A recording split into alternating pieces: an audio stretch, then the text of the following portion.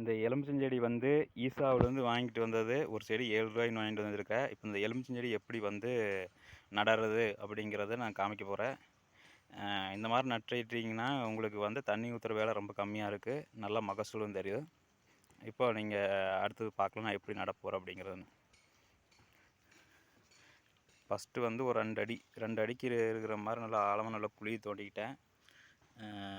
குழி தோண்டியாச்சு. இப்போ வந்து என்ன பண்ண போகிறேன் அப்படின்னா, இப்போ ஒரு தேங்காய் தொட்டியை வந்து வச்சுக்கிட்டேன். தேங்காய் தொட்டி மட்டையோடு வச்சுருக்கிறேன். இது மேலே நோக்கி இருக்கிற மாதிரி அந்த வச்சுருக்கிறேன். இது வந்து என்ன ஆகும்னா, மழை பெஞ்சு இறங்குற தண்ணி வந்து தொட்டிக்குள்ளே போய் சேவ் ஆகிக்கி அது அப்படியே நிற்கும். தண்ணி வந்து ரொம்ப நாளைக்கு அப்படியே அதுக்குள்ளேயே இருக்குது. இதுக்காக ஃபஸ்ட்டு வந்து இந்த மாதிரி ஒரு அமைப்பை வந்து நான் ஏற்படுத்திக்கிறேன். இப்போ வந்து அது மேலே வந்து மக்கிய தொழு உரம் நல்லா மூழ்கிற அளவுக்கு வந்து நான் போடுறேன். நல்லா அது மூழ்கிற அளவுக்கு வந்து மக்கிய தொழு உரம் வந்து அப்படியே அது எல்லாம் மூழ்கிற அளவுக்கு வந்து நம்ம போடுறோம். போட்டாச்சு. கரெக்டாக அந்த எறும்பு வேறு பாவம் உள்ளே வந்து விழுந்துகிட்டே இருக்குது. அப்புறம் இதுக்கு மேலே மேல் மண் அப்படியே ஒரு லேயர் லைட்டாக ஒரு லேயர் போடுறோம். ஒரு லேயர் போட்டுட்டு அதுக்கப்புறம் திரும்பவும் லைட்டாக தொழு உரம், அது திரும்பவும் லைட்டாக மண், இந்த மாதிரி இப்போ போட்டாச்சு. இப்போ போட்டுட்டு இப்போ வந்து செடி வைக்க போகிறோம்.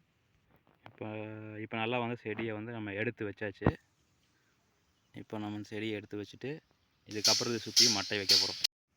அதுக்கப்புறம் தான் தென்னை மட்டை வந்து இந்த மாதிரி சுற்றி வச்சுக்கிட்டு அப்புறம் அதுக்கு இடையிலையுமே அப்படியே மண் கொஞ்சம் குப்பை மண் அப்படியே மிக்ஸ் பண்ணி போடணும். மக்கிய தொழு உரமும் அப்படியே மிக்ஸ் பண்ணி போடணும். நீண்ட கால பயிருக்கு மக்கிய தொழு உரம் தான் பெஸ்ட்டு மண்புழு உரத்தை விட. ஏன்னா மண்புழு உரம் வந்து உடனே சத்தியை பூரா எடுத்துகிட்டு, இது மக்கிய தொழு உரம் மெதுவாக கொஞ்சம் கொஞ்சமாக செடிக்கு சக்தி கிடைக்கி. அதனால் நீண்ட காலத்து பயிர்களை பொறுத்த வரைக்கும் நீங்கள் வந்து மக்கின தொழு உரம் போடுறது வந்து பெஸ்ட்டு. இப்போ வந்து அப்படியே லைட்டாக மண்ணை போட்டுக்கிட்டு அப்படியே அது மேலே அப்படியே கொஞ்சம் கொஞ்சம் லைட்டாக குப்பையும் போட்டு அப்படியே ரெண்டும் மிக்ஸ் பண்ணி போட வேண்டியது, அவ்வளோதாங்க. இதுக்கப்புறம் வந்து காயாமக்கிறதுக்கு இந்த தேங்காய் இதை வச்சு ஒன்றாமல் அடுக்கணும். இப்போ நீங்கள் பார்க்கலாம். கடைசியாக இப்படி தேவையில்லாத இப்போ தேங்காய் புரோடைகள், இந்த எலி குறைச்சி தேங்காய், இதுக்கு எல்லாத்தையும் கொண்டாந்து அந்த மட்டைகளெல்லாம் கொண்டாந்து அடுக்கியாச்சு. இப்போ இதில் வந்து இது என்ன ப்ளஸ் பாயிண்ட் அப்படின்னா, நம்ம தண்ணி நம்ப ஊற்ற தேவையில்லை. கொஞ்சம் நாளைக்கு ஒருக்கா ஊற்றினா போகுது. 20 நாள் மாதத்துக்கு ஒருக்கா ஊற்றினாவே போகுது. நல்லா ஈரம் வந்து எப்போவுமே இருக்குது.